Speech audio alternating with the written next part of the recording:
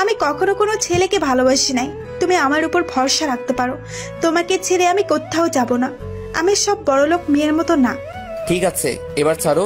পার্কের সবাই আমাদের দিকে তাকিয়ে আছে। না, ছাড়বো না। আমি আমার ভালোবাসার মানুষকে জড়িয়ে ধরে আছি। এতে সমস্যা কোথায়? ঠিক আছে বাবা, তুমি জড়িয়ে ধরো থাকো। আরো কিছুক্ষণ বসে বাসায় চলে আসলাম। সাদিয়াকে তাদের বাসায় নামিয়ে দিয়ে আমি আমার বাসায় চলে আসলাম। বাসায় এসে ফ্রেশ হয়ে বিছানায় শুয়ে পড়লাম। হঠাৎ মোবাইলটা বেজে উঠলো। তাকিয়ে দেখি রাইসা ফোন দিছে। কেমন আছিস? আমি ভালো আছি, তুই কেমন আছিস? আমি ভালো আছি। বাবা মা তারা কেমন আছে? আম্মু তো তোর চিন্তায় চিন্তায় অসুস্থ হয়ে পড়েছে, আর এখন আব্বুও কেমন যেন হয়ে গেছে। কি করব বল, আমার আরো কিছু কাজ বাকি আছে।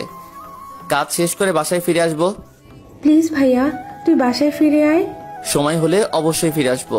তুই আব্বু আম্মুর খেয়াল রাখিস।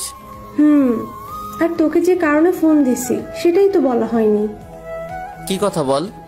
আজকে আমাকে দেখতে এসেছে। ছেলে আমেরিকা থাকে, আমাকে তাদের পছন্দ হয়েছে। আর ছেলে নাকি আব্বুর বন্ধুর ছেলে। ছেলে অনেক ভালো, বিয়ের পর আমাকে আমেরিকা নিয়ে যাবে। তাহলে তো ভালোই। তো দিন তারিখ কবে ঠিক করবে? আকাশ আজকে রাতে বাংলাদেশ আসবে, কালকে এসে আন্টি পড়িয়ে দিবে। দিন তারিখ ঠিক করবে। তুই এই বিয়ে করিস না রাইসা। কেন ভাইয়া? কারণ তোকে একজন মানুষ অনেক আগে থেকে পছন্দ করে এবং ভালোবাসে। মানুষটাকে? আর তার নাম কি? তাকে তুই চিনিস, সে হচ্ছে রাফি। কোন রাফি? তোর বন্ধু রাফির কথা বলছিস? কই, রাফি ভাইয়া তো আমাকে কিচ্ছু বলেনি। সে বলে নাই আমার কারণে।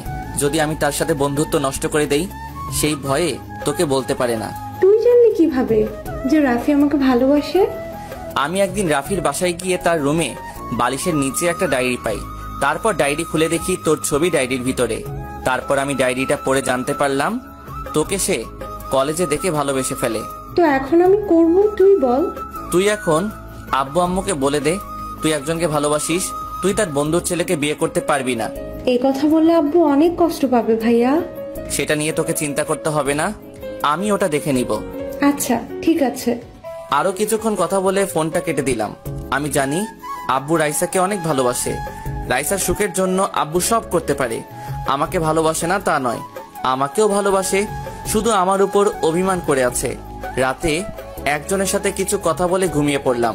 এভাবে দেখতে দেখতে আরো 10-15টা দিন চলে গেল। আব্বু প্রথমে রাইসার অমন অবস্থায় অভিমান করেছে, কিন্তু অভিমান করে বেশি দিন থাকতে পারে নাই। আব্বু রাফিকে তার বাবা মাকে নিয়ে বাসায় যেতে বলছে।